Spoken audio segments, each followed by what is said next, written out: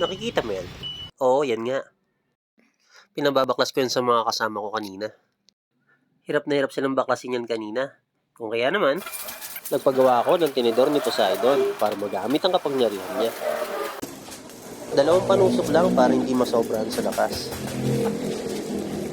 Eto, testingin na natin ang kapangyarihang na ipagkaloob sa atin. Okay.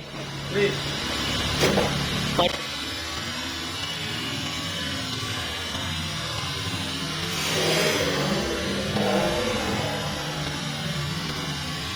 Nis! Sa pa nga pre, dun sa dulo.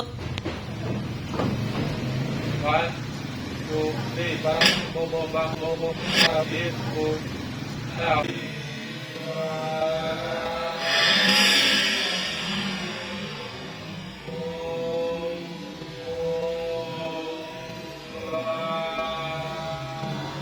Ano ba yan?